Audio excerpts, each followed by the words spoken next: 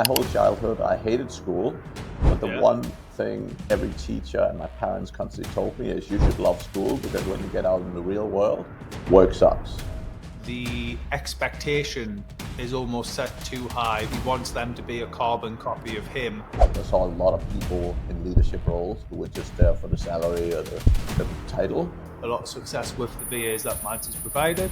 I see it as an opportunity right now for people to do a lot more with less. Because I like being the nice guy and I don't like putting foot down. But I love, what I love is I love building the teams. I love putting the people in place to run it. Business is fundamentally asymmetric bets.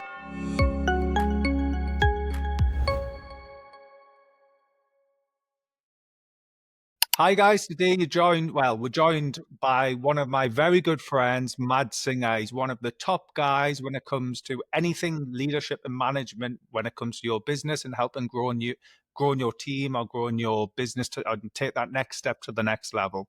So Mads, can you share with us how your journey first began?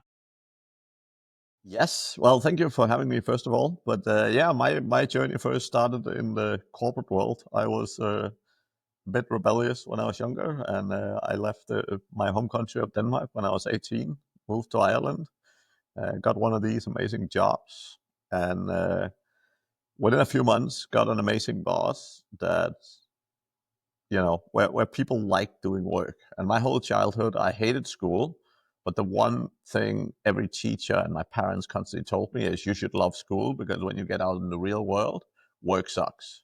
Yep. And I got this boss and I looked around and I'm like, everyone here enjoys the work. That's not what I heard.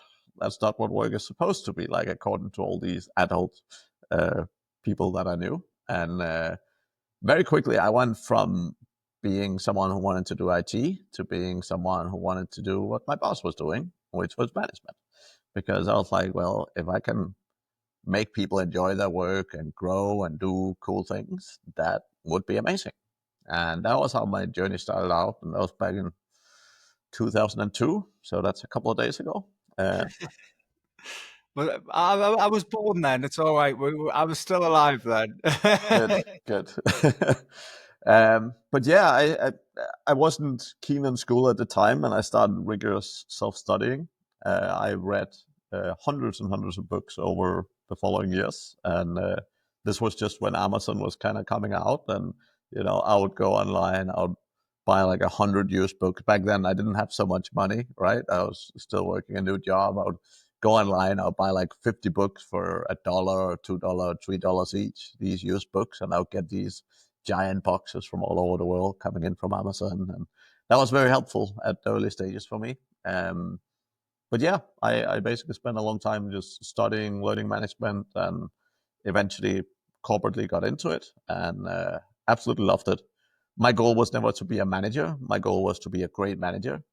And the big difference was I saw a lot of people in leadership roles who were just there for the salary or the title, but that was never really my focus. My focus has always been, you know, giving people a great opportunity to have a great experience. So was it the same business that you kind of, when you started developing and learning all about management, was it the same business? Did they end up promoting you to a manager and then that's kind of Yeah. I got promoted a couple of times. So the first business was Xerox, and I kind of got promoted into different kind of roles, but that's where my journey started.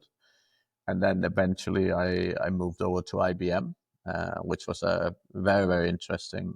It was a very different dynamic. So the first company I worked with was Xerox, and the sort of movement of people and ability to get promoted was a lot harder because Xerox was not a growing company at the time. They were more like a shrinking company.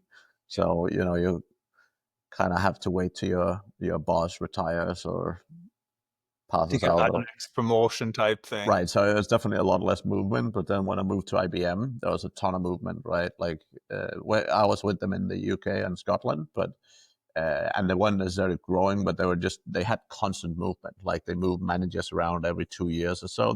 They were movement, and I got lots of amazing opportunities in IBM and got to try and do a lot of amazing management roles. And And that was super fun. Started managing people in multiple locations, so both in the UK, Eastern Europe, Asia, and so on. And So is this then what sort of eventually led to you having the idea of sort of setting up because obviously anyone who doesn't know, Mads also runs a pretty successful sort of outreach, it wouldn't be outreach, it'd outsourcing. be outsourcing service. Sorry, my head's in links. Like outsourcing service, which I've obviously used over the years as well and had very successful businesses and a lot of success with the VAs that Mads has provided. Is that what sort of led you down that route, sort of when you were visiting these other countries and seeing this work, or? Yeah, to an extent. So what happened was I was with IBM, and I started actually coaching people on the side. So I started with my management training. And at some point, I kind of woke up and I realized, well, I'm working, 40, 50, 60 hours a week in IBM, and I'm doing 5 hours a week coaching people. And at one point, I was making about the same money coaching people as I was working at IBM. And I was like, wait a minute, 5 hours versus 50 Alarm hours. bells are ringing. Alarm bells are ringing, right? And because when I first started coaching, initially I started doing it for free, and I realized when you do things for free, people don't take action. People don't appreciate it. Yeah. But then as soon as I started charging, I actually got quite a few clients on board, and yeah, it worked really well. I got good results and so on. And then it took me a little while before I was comfortable enough to kind of leave the job. But yeah, the alarm bell started ringing, and then I was like, okay, now I left my job. I'm in the UK. Uh, you know, why would I want to be in the UK? Like all my clients are online at the time. Most of them, this was before all this good Zoom and stuff. So most of my clients I coached on Skype, but there was no particular reason for me to be in the UK of all places. Especially not Glasgow, right? Because that's where you were based. So, like, Glasgow isn't, it's technically Scotland. It's just up from me. Well, I say up, it's about 3 hours still away from me. And I'm at almost the highest part of the north of England. Yeah. Um, Yeah, there was no particular reason to be there. So I changed that. And yeah, when I worked with IBM, I've been to Asia a bunch of times, been to the Philippines, and I'd really enjoyed that. So my first logic was, okay, let's try and go to the Philippines. And that was sort of my starting point for a lot of growth. I went to a few countries. So I went to Bulgaria, I went to Dubai, I went to a few countries where I was staying sort of before coming to Philippines. But that was sort of the end goal, right? And I moved there, and yeah, eventually, again, I was looking at my customers. I was looking at what are the challenges they have, and one of the big challenges was hiring great people. And I was like, well, I'm good at this recruitment game, so why do I not help these people hire? And then we set up the outsourcing company, and that initially we basically had this model where we just charged people $500 up front, and then obviously this was many years ago, but we charged people $500 up front, and then we'll basically give them a bunch of candidates, they'll pick one, and then they'll go. What we realized was that many people are not very good managers. So we literally placed like 30 people, and 27 of them didn't last a year. And these guys came back and they were all like, hey, well, this person sucks, and they're not doing this, they're not doing that, or whatever. And we realized the biggest issue was actually their management more than that. I'm sure some other people were not great, but it wasn't 95%. So what we realized was that people were struggling to manage. So we changed the model a little bit so that we would help not manage the work, but manage the people, so the personal side of things. So the model we moved into and the primary model we use today, we basically help manage the people by the clients, we obviously find people, they pick the ones they want to work with, and then they teach them what to do and how to do it. And then we kind of sit in the background, we talk to the people every so often, make sure everything's okay, make sure if they have any problems, they get brought up and so on. And that saw the attrition and the happiness from our client just skyrocket, right? do you find like a lot of the issues with that in itself would be the expectation is almost set too high from the guy hiring? So he's got like almost he wants them to be a carbon copy of him within a week or two, and then all of a sudden because they're not, it's causing issues or It's like in the beginning, I thought it was maybe a Filipino thing. But what I realized is a lot of these people also hired people in UK or US, and they had the exact same issues. So I realized it's mostly a management thing, right? Which is again, it was relatively easy to get to that conclusion because that's the coaching I do. So I see the issues, right? But for us, it's both a carbon copy. That's sometimes it, but the biggest thing is like management. It's how do you delegate well? How do you give people responsibilities? How do you actually motivate them? I think about a year and a half ago, I started talking to a client who had had an employee in the Philippines for 9 years. They had never had a voice call. They have only ever spoken on Skype chat.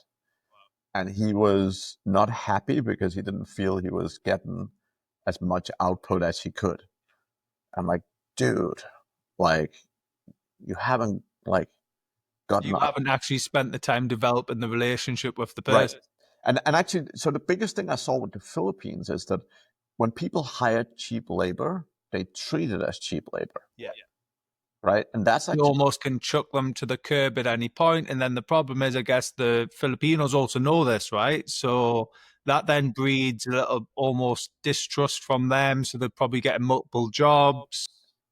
yeah, sometimes, but honestly, a lot of the time, what happens is because they don't invest the time. Like if you have an employee in the US that you're paying 3, 4, 5 grand a month, like you spend some time with them, right? Like you get on the phone with them, you help them develop, you help them grow, and for some reason, people just when they're hiring cheaper labor, they just don't do that, right? And Do you that think that's like the cost perception though? So because they're I paying think it five is. grand, they need to get the value out. But when they're paying 500, they're like, meh, if they do a half-ass job, it's fine. Right.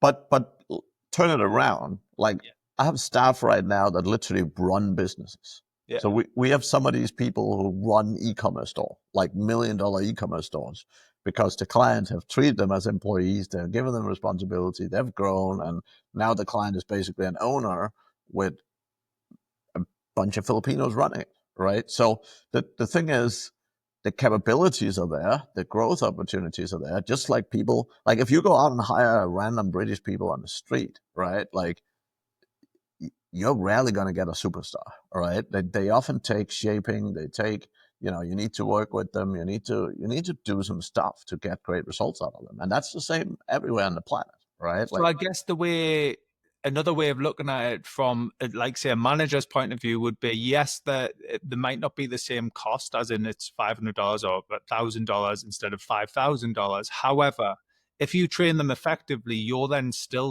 actually effectively saving or even making more money by utilizing Filipinos. Because then, guess what happens? You can then actually have five of them for the same cost of a $5,000 employee. And if you're spending the same time, all of a sudden it's freeing up your time, right? So you get that value back. Yeah, and honestly, the biggest thing that's 100% spot on. And again, I'm like working with people in a different country is definitely a different thing, right? Like I'm not saying it's exactly the same as managing someone in the UK because it's not. Like we hire my favorite hiring country is probably South Africa, right? Because it's European time zone. It's both better for US and it's better for Europe. The kind of native English as well, It's right? native English and they have like British education in most cases. So they're kind of closer to sort of the British side of things. But still, every time you work with someone in a different culture, there's slightly different aspects to think about. But just in terms of how you manage them, in terms of how you set expectations, it's the same thing, right? And you really wanna you want to do that in a good way, right? Like you want to invest the time in your staff because here's the thing: like as a staff member, if you've ever had a job, if you feel your boss don't care about you, like are you gonna get your best performance? Probably not, right? If your boss is like, "Oh yeah, we haven't had a phone call for 6 months. Let's jump on the phone for 5 minutes," and you're like if that's how your boss treats you, you don't feel important, then you're not gonna get the What most would out of it. be your sort of turnaround to that then? Do you typically, obviously, I've also got your management course, so I probably already know this answer to this.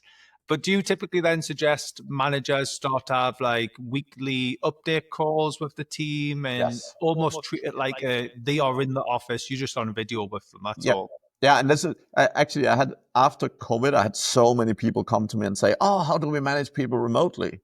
I'm like, "Do the same stuff I've told you to do, But just do it on Zoom. but do it on Zoom." Right? So the way I go around it is very simple. We do a weekly one-to-one. So basically, everyone that reports directly to you, I suggest you get on the phone with them for 30 minutes a week. All right. Now, that's everyone reporting to you. So that means if you have a manager that manages a bunch of people, you want to set that same expectation for that manager to get on the phone with their people and so on. That makes sense. Right. Otherwise, there's a hell of a lot of people in your week will very quickly become busy. Otherwise, you work 400 hours a week. So Yes. that's not the goal, right? But this again, it's the core thing about it is relationship, right? When someone works with you, and you're probably seeing that. I mean, I love the way Dooley do things, and it's a similar aspect, right? Like when you build great relationships with people that work with you, you're gonna get more out of them, right? If you show people you actually care about them, if you say, hey, I remember it's your daughter's birthday, like, what are you planning to do? And when you show you actually care about your staff members, like you're going to get so much more effort and output and desires. So with that, are you then suggesting, if you start chatting to them more and then you start finding out when their birthdays are and things like this, you just log it in your calendar so you get a little reminder and that then you can nudge them once that day happens or whatever? Is that kind of how What you do it? what we do is we use a tool called heyramp.com, which is obviously mine. Um, but we use that because that both works so you can do personality tests in it to understand your staff better.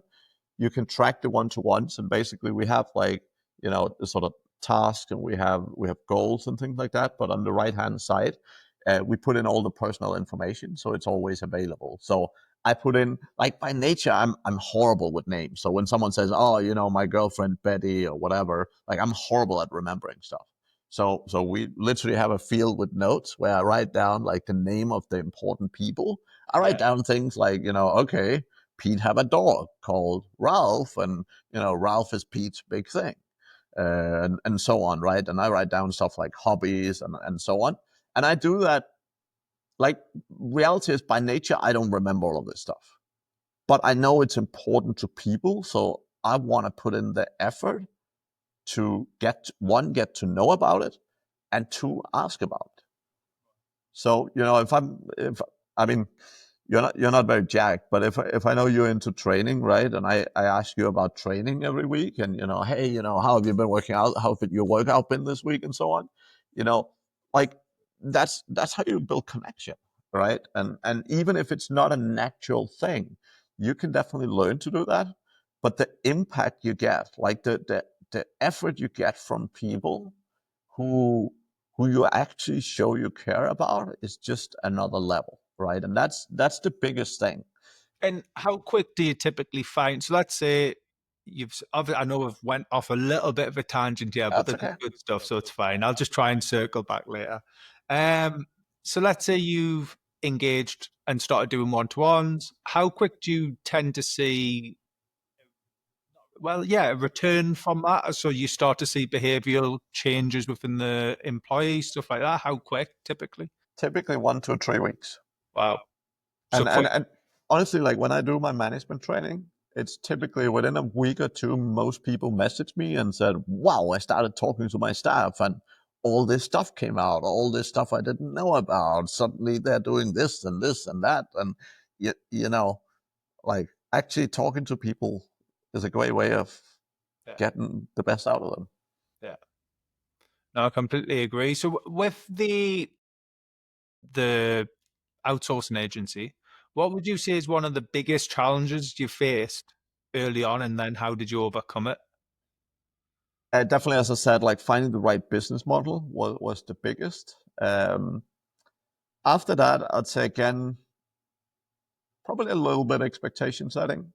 Um, It's particularly there's a lot of these online courses where they're like, oh yeah, you want to build an e-commerce business, just go hire a VA and they'll build it for you. Yeah. And you're like, yeah, that's not how it works, No. right? Like, if you want to build an SEO agency, you don't just hire a VA and then magically build it for you. Like that's not how it works. You have to put all of the systems in, all of the you, processes in. you have to work on things, right? Like you can get people, you can teach people things, you can get them to help you and support you, but you can't just hire. I mean, anywhere in the world, you can't just hire a human and say, "Hey, build me this business," right? So the expectation setting thing, like building a business, is hard work, right? If you want to start a business, there's very few people who do that successfully on 4 hours a week, right? The 4 hour work week is great when you have an existing business where you put a management team in and it can work. Then you can live the 4 hour work And week. the reality is the 4 hour work week doesn't exist because 9 times out of 10, you're entrepreneurial. So then if that is running and running effectively, you're then going to start looking at other things, 100%. business. And that's why today, like I own many companies, right? And that's for the same reason. But I love, like, what I love is I love building the teams. I love putting the people in place to run it, and that's what I mean. That's probably my management background, but I find that's the exciting piece, right? So I love when I can create successful businesses that grow without much of my input, right? And So that's when you're doing that, and let's say you've hired, you've set up a team, it's pretty much now running itself and things like this. Do you then offer like a share equity to the top level management to keep them invested in the business and hopefully growing it forward? Or Yeah, how? sometimes it depends on the business, it depends on the situation, it depends on often how long they have been involved, how big their impact is, and so on, right? But yeah, definitely in some of the businesses, I have people having shares of the business for sure. I try and do it. This might sound odd, but I try and do it on paper rather than instead of physical shares. I give them either profit share or we make some kind of agreement, but I've found that so often it gives such a headache if you give them actual shares and then they leave at some point and so much paperwork and so much stuff to figure out. So I try and do it where we still document it and we still sign some document, but basically make some clear expectation of what are they getting, how are they getting it, and so on. Well, this is where a lot of companies do like share options and stuff like that, right? With employees, where if they leave at some point, they effectively lose all their shares Yeah. unless they've hit certain tangibles. Yeah. Um, so how would you say, obviously, this would be interesting from your point of view. How do you handle like conflicts within the team and disagreements? How are you typically handling that? Are you doing it within the one-to-ones, or if you've actually disagreed with your business partner, like how's that being handled? Right, so business partners slightly different, but let's take both angles. So with business partners, yeah, definitely sitting down. One of the things I always say is don't do 50-50. Mm. Um, like do 51-49. Mhm. Like, so even if I'm the 49, that's okay. But if I have a disagreement with a business partner and, we can either go this way or that way, uh, It's one, stalemate. one of you have to be able to make the choice, right? Like you can have some great conversations. And one of the things I always say is like, and I use this with my team all the time, I say, when you're in a meeting, you can disagree as much as you like. The second you make a choice, That is agreement. everyone buys into that and Yeah, live that vision. yeah. Because if you go out to your team and say, "Oh yeah, we're doing this thing, but I actually think this thing is better," like you're undermining the business, right? So you can disagree a lot in a room with your business partner or with your management team, but the second as a team or as a unit a choice is made, you all have to live like that choice was your choice, right? So almost as soon as that direction's laid out from the top, anyone who isn't in line with that direction, what do you do then? Then, if let's say you've laid the direction out, you've then had your meetings, everyone in that meeting's agreed, but then within a week or two, you notice we're there, Jerry. Let's say you're not really aligning with the direction here. Yeah. How do you handle that?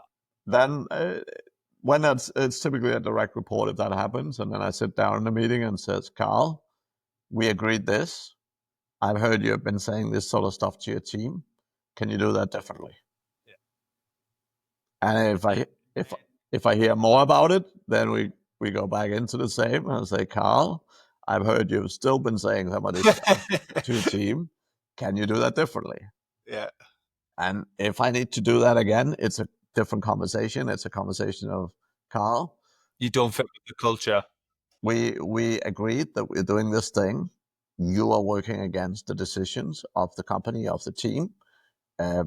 If this does not change immediately, we will need to find someone else to do your job. Yeah. Yeah, and do you find being that direct can sometimes almost shock them a little bit because maybe you've been a bit 100%. ballsy in the I mean, past as well? here's the thing. I'm a very nice guy. Some would say. Uh, I'm a very We'll nice go with guy. that one, lads. Yeah, you tell me you're a nice guy. Yeah, we'll agree. Um, but like sometimes in business, like you have to put the foot down, Mm. right? Because That's one element of the business I struggle with hugely as well, is yeah, because I like being the nice guy and I don't like putting foot down. right. But reality is, here's the thing: when you're accommodating, it's the same when you have a poor performer in your business, right? The problem is if you have a poor performer and you have a bunch of great performers sitting around looking at this poor performer and saying, why the hell am I doing this job? I'm putting in 110%. I'm working my ass off. This person who is doing nothing is getting paid the same as me or similar to me, and they're just fucking about, right? So, why should I do that? So, one of the biggest things. Just on that, that's actually really interesting point because I have one of my best friends. He was one of my groomsmen at the wedding. He's in the same situation where he's like a management in this team, and everyone else just bombards him with stuff. But then he's seeing other team members doing almost nothing but earning the same money and not having to put up with any of that. So he's like, well, why do I bother? Like, I may as well just take the foot off the gas. So here's the thing: if you have that happening, here's what happens when you're not taking the action and letting go of your worst performers. Your best performers leave. Or become very demotivated and All become become very worse demotivated. But and so many become worse. times, like often the excuse is, oh, we're really busy right now. I can't fire Karl at this moment. And then the best performer leaves instead. Yeah. And that's detrimental, right? When you're not making the choices you need to make, you're putting the business at risk. And it's the same reason when you have someone who doesn't follow the culture in that sense, right? When you don't make the choice, you're putting the business at risk. So it's kind of like that analogy you can't polish a turd because it's still a turd, right? Right. So get rid of the turd is the key. And here's the thing, like you need to manage people and you need to manage them well because, a lot of the time people can learn and grow, right? But you obviously have a certain bandwidth, right? Like you don't give people 700 chances because that's not the right thing to do, right? But you have to be conscious that when you're having people not doing the right thing on a consistent basis, you're putting the business at risk.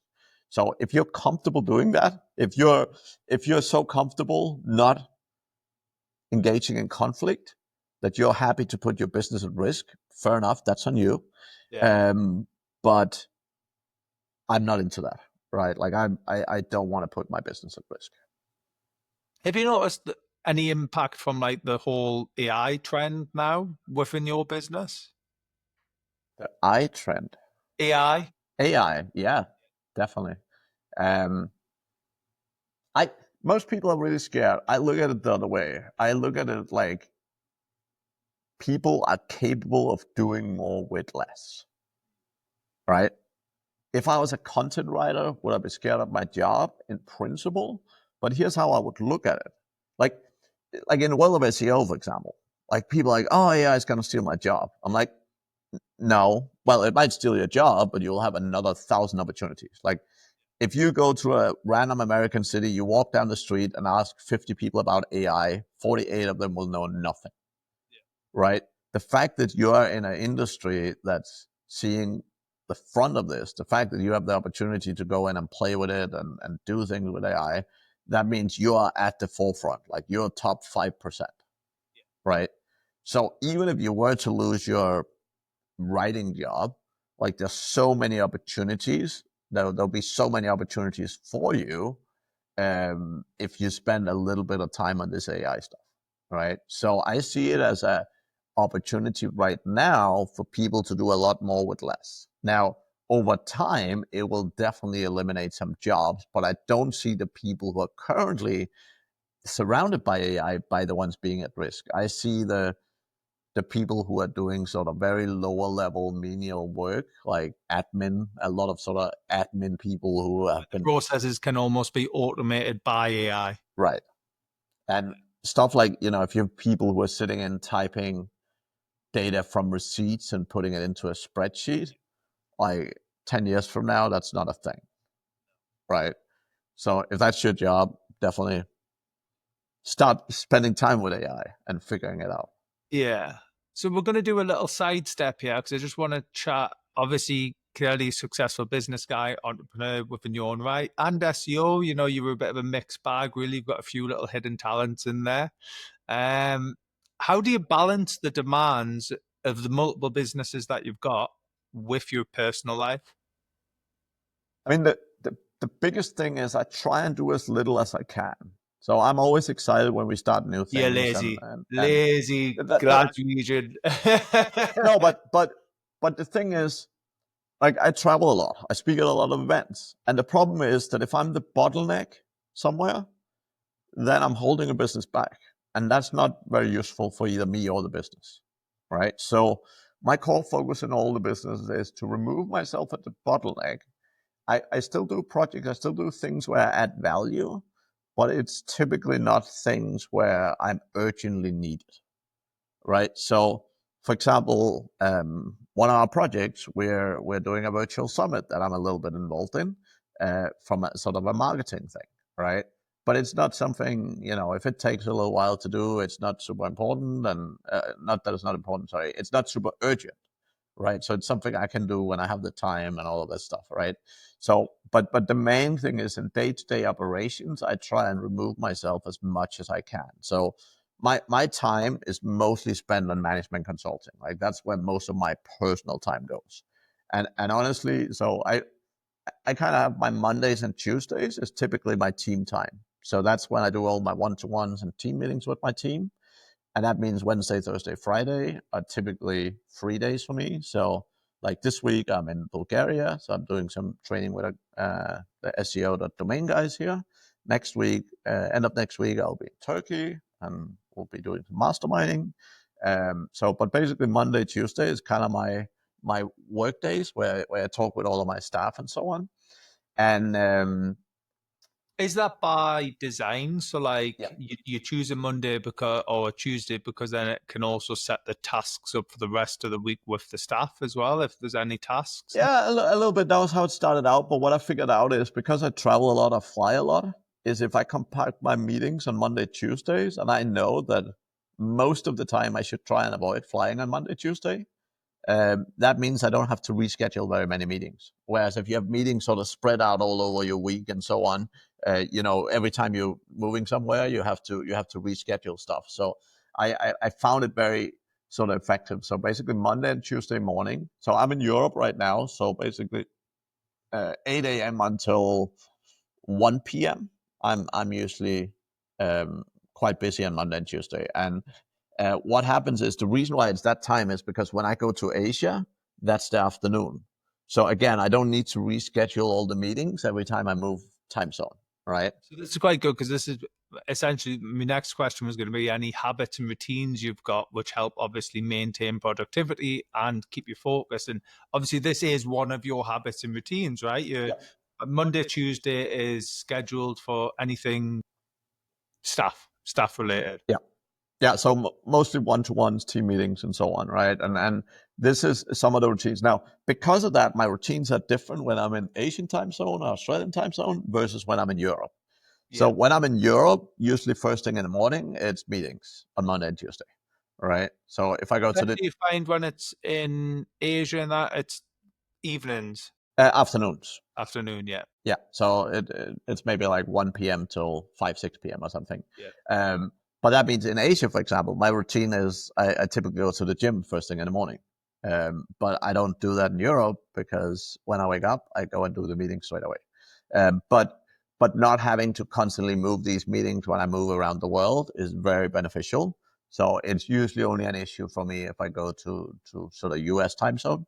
But I try to not do that so frequently. So what's interesting with that is you were basically alluding to a flow state, right? So you're doing what, about 4 or 5 hours of 8 to 1, so Yep. what's that, 4 or 5 hours of flow state, which is essentially what everyone should strive to do. Almost no distractions. That is your focus for 4 or 5 hours. When it comes to the gym element, so what's interesting with me is I get up quite early. I'm up about 5 a.m. I've got like a morning routine, and I pretty much have to go to the gym in the morning. It's just a routine of mine. And then because what I often struggle with when I start my flow state, like for instance, yesterday I started around half 9, 10 a.m. I didn't get finished until 6, and that was me actually having to step away from the computer and go, nope, that's enough for today. Yeah. Um, Yeah, I have to be honest. Like when I'm in Asia, I go in the gym first thing in the morning, and that's definitely better, yeah. right? Like in Europe, honestly, I rarely go to the gym for that reason. So I'm a habit creature, and I'm the same. I'd rather go to the gym 7 days a week just so it's a habit. Like I wake up, I'm I like go that to as the well. gym, Yeah, I'm like right? Like I might have 2 or 3 days where I just, I don't know, stand on a treadmill for 30 minutes or whatever. But like, I'm for I me, hope you it's are walking on the treadmill at least, not just standing on it. That's very lazy, lads. but that's the thing, right? So I'm a very routine guy, and this is also why like the routine of my meetings is important, but it definitely does interfere with like training and so on, right? So this year I've been in Europe for 4.5, 5 months nearly, so I'm definitely excited to come back to Asia. But it definitely impacts my and traveling in general. You know, when you're around different places, and sometimes you're at a hotel that have a gym, but you know they can be of very varying quality. And I am not the guy who goes out of my way to find a gym, right? Like I don't take a taxi for 30 minutes to find some random gym, It try and has get to almost be quite on, like 5, 10 minutes away max. right. So in Asia, when I live in Asia, I usually live in a building where there's a good gym in the building. So you're talking 60 seconds to the Yeah, gym. yeah. And that one, it's removing friction, it's removing difficulty in going, and two, it's yeah, just the ease of it just makes it so much easier to do. Like it's just less excuses, right? It's like, oh, it's raining heavy, or oh, Oh, it, it's cold outside. it's cold. Well, that You're doesn't probably not happen. getting that over there. That doesn't happen in Asia, but yeah. So, how are you typically measuring success within the different businesses, and then obviously within your sort of personal goals and things like this? How are you measuring that? Yeah, it depends on a different business. I mean, it's setting up goals and having Are things you you're doing it trying to typically off revenue, or are you doing it off, I don't know, more profits, visibility or more profit? profits. Yeah, It depends on the business, right? So right now, I just bought into a company called Localo, which is a local SEO company, and for that, we're definitely looking a lot at revenue because we're still at a point where you know we're trying to scale and like I have the Hey Ramp as well, which is also a SaaS business, and for those they it works a little bit different than sort of a service business sometimes, right? So with them, it's more revenue, but with most companies, I'm looking at sort of um, profits the most, I would say, um, because when you're running a business, the goal is profits, right? Like you need money to live for and to build an empire, and profits is sort of the main driver behind that. so we've got two more questions, Mads, before we sum up, because I know you've got a 10 o'clock, so I'm keeping you on schedule, you see.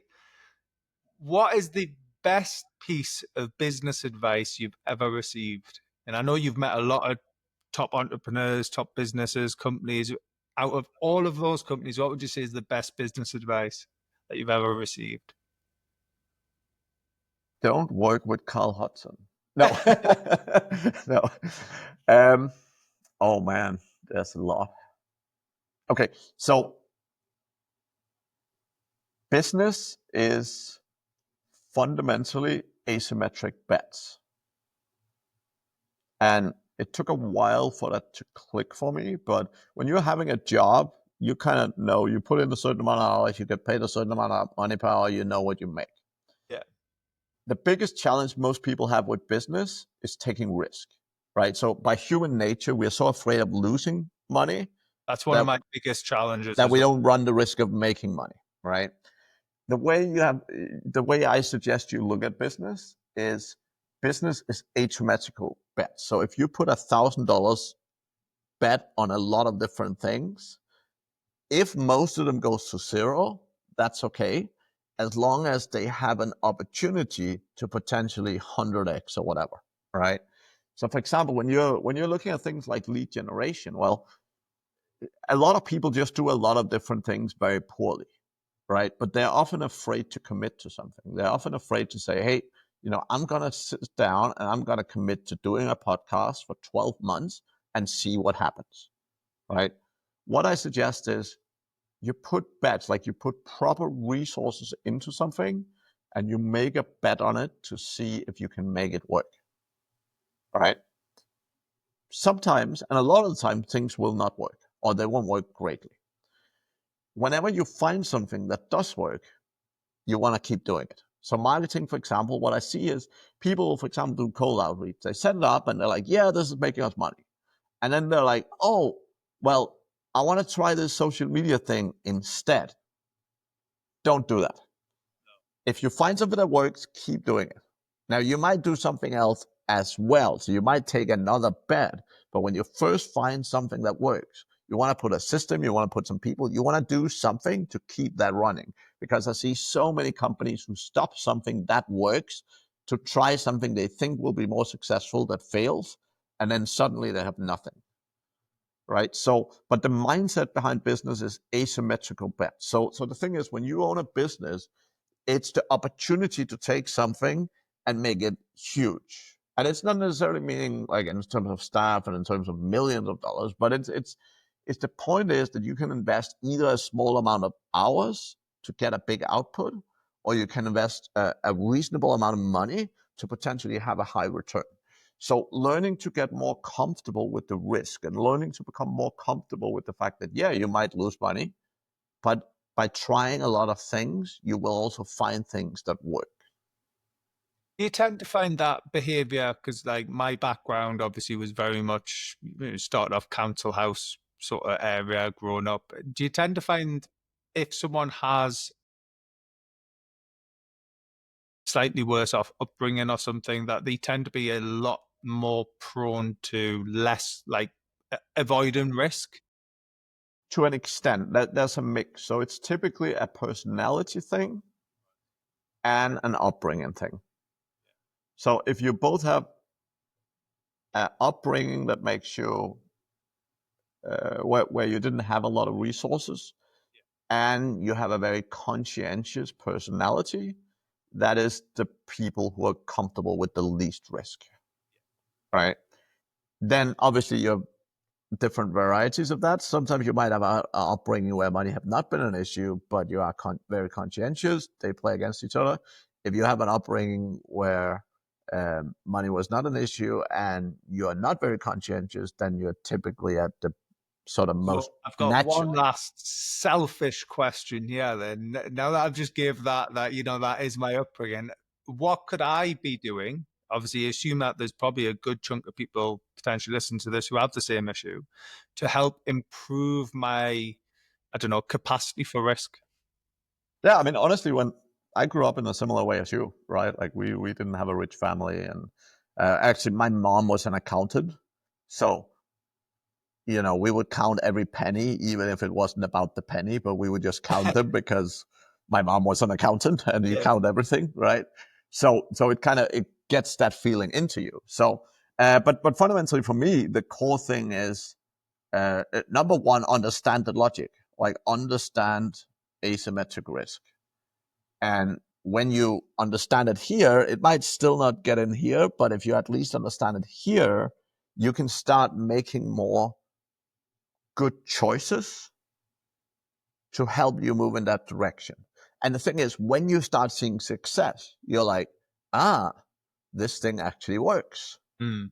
And then it And compounds. that makes you more comfortable with it, and that enables you to do it more. So the way I've grown into it is like a lot of time people call it money mindset, but I kind of disagree with that sort of way of describing it, but it's, yeah, I mean, as humans, we are our own limitation, right? This is the only thing stopping us, right? So it is really playing around with your brain and seeing how can you do things and how can you run risk and And I guess that kind of aligns with the whole, isn't it America, where they say you're not a successful businessman unless you went bankrupt 3 times or something? yep, It's like something like that. And that kind of aligns with that risk, right? They've literally risked it all.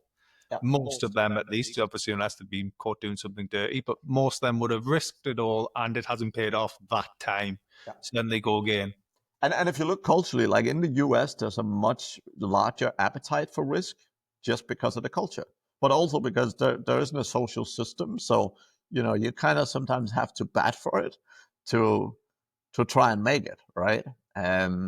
Whereas in Europe, like in Denmark, for example, like we have all the safety nets in the world, and no matter how much you fuck up, you never really fuck up. But honestly, like from my side, like that's definitely been one of the things. Like I could have grown a lot more, a lot faster if I had a different mindset when I first started out, right? Um, but again, I haven't failed big time in business, right? Like I don't have any total.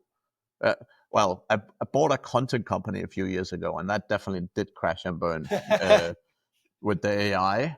But again, we made money from it. It was a profitable venture and so on. So it wasn't a catastrophic failure. But generally, like I haven't failed a lot in business, and that's for one reason. I don't take big enough risks, right? When you look at someone like Elon, that's risk taking.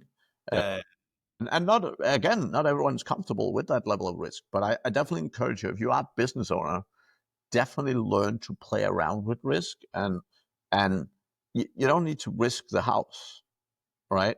But when you have a business, if you're making 10 grand a month, like try and do some bets, like take 1 or 2K and make some bets, right? Try out some stuff, because we learn by doing. And a lot of time it's recruitment as well, right? Like